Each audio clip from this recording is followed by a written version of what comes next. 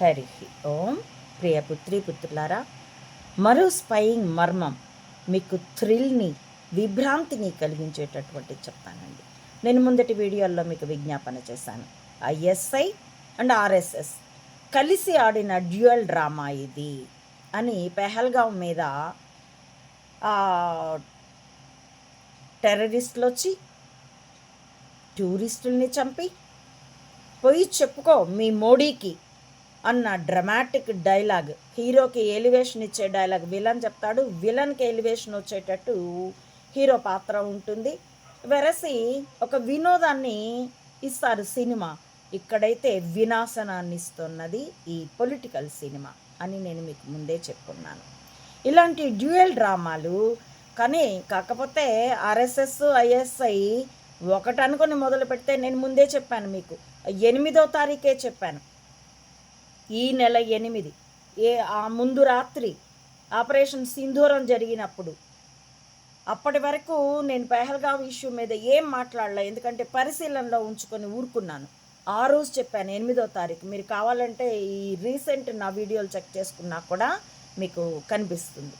అగ్గిపుల్ల గీసి నిప్పెట్టడం సులభం, దాన్ని ఆర్పడం సులభం కాదు. ఇది ఏ మలుపు తిరుగుతుందో, ఒకవేళ రష్యా ఉక్రెయిన్ లేదా ఇజ్రాయెల్ మొనగాడి గాజా యుద్ధం కొనసాగినట్టు ఏళ్ళు పూళ్ళు కొనసాగితే ఏమిటి పరిస్థితి అని తిరిగి అక్కడికే వస్తుంది కదా పరిస్థితి. ఎందుకంటే తమ అయ్యవారిని చేయాలనుకుంటే ఒకప్పుడు అయ్యవారినే చేయగలిగారు. ఇప్పుడు మెదళ్ళే ఆయుధాలుగా యుద్ధం మొదలైతే తమ అయ్యవారిని చేయాలనుకుంటే కోతి తయారవుతుంది. గ్రిప్ ఉన్నప్పుడు అంతే నడుస్తుంది. ఎదురు లేనప్పుడు తమ అయ్యవారిని చేయాలనుకుంటే అయ్యవారే, కోతిని చేయాలనుకుంటే కోతి.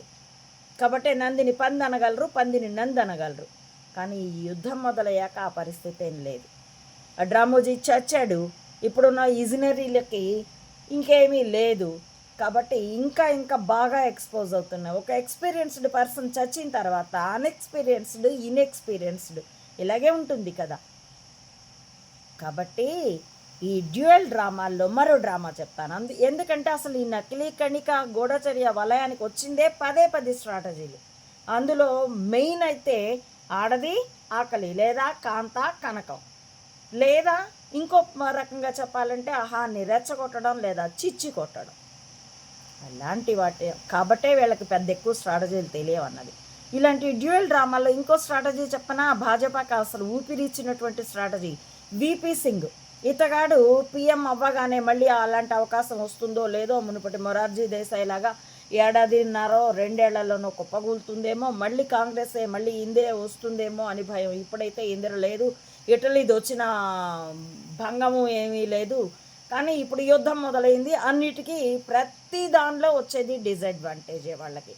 ఒకప్పుడు యుద్ధం మొదలు కాకముందు మనకు అసలు ఎక్కడ గూఢచర్యం నడుస్తుందో తెలియనప్పుడు మనకి ఏది మొదలెట్టిన ప్రతి దానిలోంచి డిసడ్వాంటేజే వచ్చేది. అదే ఇప్పుడు వాళ్ళ నెత్తిన నడుస్తుంది.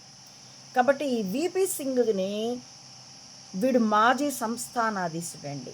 అలాంటి వాడికి తమ సంస్థానాలన్నిటినీ విలీనం చేసిన పటేల్ మీద ఎంత కోపం ఉంటుంది. అయినా పైకి నడవదు, మిగతా రాష్ట్ర పార్టీలకు అనుకొని కాంగ్రెస్లో ఉండినాడు. తర్వాత పోయాడు బయటికి ఎప్పుడు. కానీ ఇందిర మీద ఇంకెంత కోపం ఉంటుంది, ఎందుకంటే రాజాభరణాలు రద్దు చేసినందుకు. ఈ రాణా వీర ప్రతాప సింగ్, విపి సింగ్ నిజంగా వెర్రి పీనుగే. ఆ వెధవ, ఆ సొక్కాల్డ్ మాజీ ప్రధానమంత్రి ఆ సీట్లో ఉన్నాడు కాబట్టి వెధవ అన్న పదం ఉపయోగించి ఉండవలసింది కాదు, నేను మరోసారి ఉపయోగించను. ఆ విపి సింగ్ అన్నవాడు మంట పెట్టేశాడు. అది పీవీజీ హయాంలో బయటికి రావాలి. రిజర్వేషన్ల మీద ఒక కులచిచ్చు అది. ఇక మత చిచ్చుకు ఎలా ఉపయోగపడ్డాడంటే, అతగాడి హయాంలో కాశ్మీరీ ఫైల్స్ అతగాడి హయాంలోనే మొదలైంది. నిన్న హనీమూన్ జంటను ఎలాగా చంపారో ఆ రోజు 1990లో కాశ్మీర్ శ్రీనగర్కి డాల్ లేక్ దగ్గర ఉన్నటువంటి టూరిస్టుల మీద దాడి చేస్తూ ఆ రోజు కూడా హనీమూన్కి వచ్చిన జంటని చంపేశారు. ఈసారి ఇంకా అబ్బాయిని చంపేసి అమ్మాయిని పోయి నీ మోడీకి చెప్పుకోమని మరింత డ్రామా వేశారు. కానీ అప్పుడైతే ఇద్దరిని చంపేశారు. పాపం ఆ ఇద్దరి బ్రతుకు అయితే ఇక ఈ విపి సింగ్ రథయాత్ర అద్వానీ మొదలెట్టాడు. ఎందుకంటే తమవాడే కదా, అవతల ఉన్నవాడు తమకి హైప్ ఇస్తాడు. విలను హీరో, లేదా Advani villain, VP Singh hero. ఇలా ఎందుకంటే మరకలకి విపి సింగ్ హీరో అవుతాడు, హిందువులకి అద్వానీ హీరో అవుతాడు, వైస్ వెర్సాగా విలన్లు అవుతారు. కానీ ఒకరికొకరు ఎలివేషన్ ఇచ్చుకున్నారు. ఆ విధంగా ఇతడు రథయాత్ర మొదలుపెట్టాడు. అతడు దాన్ని అరెస్ట్ చేశాడు. రథయాత్ర చేయకూడదు అని చెప్పేసి అడ్డుకున్నాడు. మీడియా నేపథ్యంలో పెద్ద పెద్ద వార్తలతో సెన్సేషన్ మీద సెన్సేషన్లు అయ్యాయి. వెరసి 89లో రాజీవ్ని బోఫర్స్ నెపంతో ఓడించాం. బోఫర్స్ నెపంతో కూడా కాదు, దాని గురించి వివరిస్తాను. రాజీవ్ ఓడిపోయిన తర్వాత 89 తిరిగి 91 కల్లా మళ్ళీ ఎన్నికలు వచ్చాయి. రావాలని వాళ్ళు అనుకున్నారు కూడాను. దెబ్బకి 2 సీట్ల భాజపా ఈ మత విద్వేష భావోద్వేగాల్ని, ఎమోషన్స్ని రెచ్చగొట్టేందుకు విపి సింగ్ అద్వానీ కలిసి ఆడిన డ్యూయల్ డ్రామాలో దాని ఈల్డ్ ఎంత వచ్చిందంటే 2 సీట్లు కాస్త 89 సీట్లు అయినాయి. ఇంకా మరగరా స్ట్రాటజీకి. అందుకే రామాలయం కాదు, కృష్ణాలయం కాదు, ఇక రేపు ద్రౌపది ఆలయం, సత్యభామ ఆలయం, వీటన్నిటి మీద కూడాను భాజపా పోరు సాగిస్తుందట. ఎక్స్పోజ్ అవుతున్నారు కాబట్టి ఇలా ఉన్నారు. కానీ లేకపోతే ఈ పాటికి భారత్ మొత్తం మంటలమయమై ఉండేది. అది విపి సింగ్, అది అద్వానీ కలిసి ఆడిన డ్రామా. ఇంకా ఇందులో ఒక మెరుపు చెప్తాను.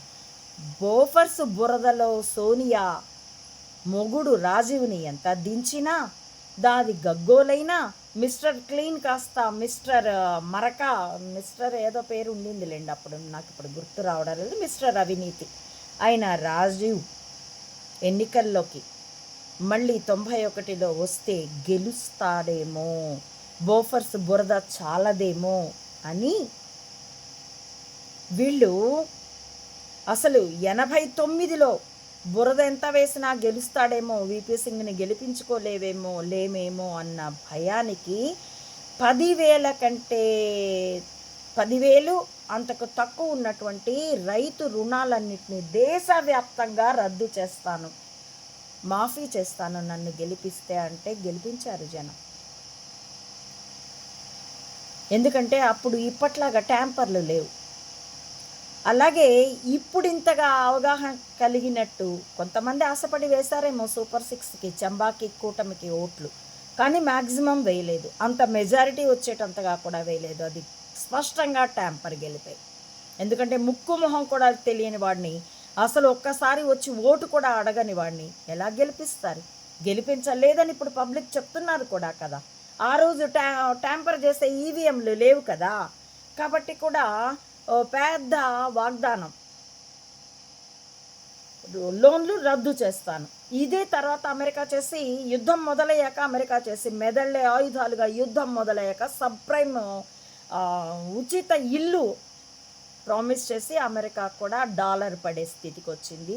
దాచుకున్న ధనం బయట పెట్టి డాలర్ విలువని కాపాడుకుంటూ అది దివాళా దిశకి అడుగులు వేస్తూ ఉంది, వెయ్యను అనుకుంటూనే. అదేదో ఒక సినిమాలో హిట్ సాంగ్ ఉంటుంది చూడండి, రాను రానంటూ చిన్నదో రానే వచ్చిందని. అట్లాగా దివాళా తీయలేదు అంటూనే దివాళా దిశకు నడుస్తున్నది. ఇదే మాట ఒకప్పుడు పాకిస్తాన్ కూడా అన్నది. కాబట్టి ఈ డ్యూయల్ డ్రామాలో ఇంకా ఒక థ్రిల్ ఏంటంటే, థ్రిల్ కాదు, పరిశీలిస్తే థ్రిల్. ఈ సీనియర్ ఎన్టీఆర్ అన్నవాడు 89 ఎన్నికల్లో 1989 ఎన్నికల్లో నేను ఎక్కడికి వెళ్ళినా ప్రజలు నన్ను బోఫర్స్ గురించి చెప్పమంటున్నారు, తుప్పు పట్టిన తుపాకులు అంటూ రాజీవ్ గాంధీ నేను తెగ ఎండగట్టేశాను అన్నాడు. ఏమైంది ఎన్నికల్లో? ఏపీ ఎన్నికల్లో ఎన్టీఆర్ ఓడిపోయాడు, మర్రి చెన్నారెడ్డి గెలిచాడు. కానీ ఇతడు నేషనల్ ఫ్రంట్కి మాత్రం చైర్మన్ అయ్యాడు. విపి సింగ్ గవర్నమెంట్ ఫామ్ చేసేటందుకు ఇతడు ప్రత్యక్షంగా తిరిగాడు. ఆ నేపథ్యంలోనే ఆ సభలో, అదే మీటింగ్లో రెండో పెళ్ళాం, అది తర్వాతలేండి, పొరపాటు నేను చెప్తుంది. 89లో మాత్రం ఇతగాడు తుప్పు పట్టిన తుపాకులు అన్నా కానీ అందుకు గెలిచేటట్లయితే ముందు ఇతడే గెలవాలిగా. రాష్ట్రంలో ఇతడు ఓడిపోయాడు. అక్కడ విపి సింగ్ బోఫర్స్ మరక కారణంగా, బోఫర్స్ స్కామ్ కారణంగా కంటే అది దాని ఎఫెక్ట్ కూడా ఉంది, కానీ దానికంటే కూడా విపి సింగ్ ఇచ్చిన ఉచిత పథకం తాలూకు ఇంపాక్ట్ ఎక్కువ ఉండే అక్కడ విపి సింగ్ గెలిచాడు. దానికి ఎన్టీఆర్ ఓటమే ఉదాహరణ కాదు, నిదర్శనం. కాబట్టి డ్యూయల్ డ్రామాలు ఎప్పటి నుంచో నడుస్తున్నాయి. ఇప్పుడే డ్రామా మధ్యలో తెర వెనక వాళ్ళ కౌగలింతలతో సహా ఎక్స్పోజ్ అవుతుంది. That's all. ట్రంప్ ట్వీట్, దాని వెనక పాకిస్తాన్ మేము గెలిచామనడం ఈ మోడీ ట్రంప్ల కౌగిలింతకి, తెర వెనక కౌగిలింతకి నిదర్శనం. కౌగిలింత అంత సీన్ కూడా లేదు. తెర వెనక ట్రంప్ వెనక కాళ్ళ మీద మోడీ కాషాయపు కుక్కలా కూర్చున్నాడు అంతే. ఆ రంగు ఇప్పుడు అడ్మినిస్ట్రేషన్లో వెలిసిపోయింది. That's all. అందుకే నాయకుల్ని అనుసరించేటప్పుడు జాగ్రత్త ఉండాలి. కనకపు సింహాసనమున కూర్చుండబెట్టిన కుక్క, చెప్పు కొరికెడి కుక్క, తన వెనకటి గుణమేల మానురా విశ్వదాభిరామ వినురవేమ. ఎవడు బానిసో పైకి ఛాతీ విరిచి డ్రామాలు వేస్తున్నాడో గమనించుకోవాలి. అది చంబా అయినా మోడీ అయినా. That's all. పరిశీలించుకోవాల్సిందిగా ప్రియ పుత్రులందరినీ అందరికీ విజ్ఞాపన చేస్తూ, మీకు ఈ వీడియోలు నచ్చితే support my channel. Thank you for watching.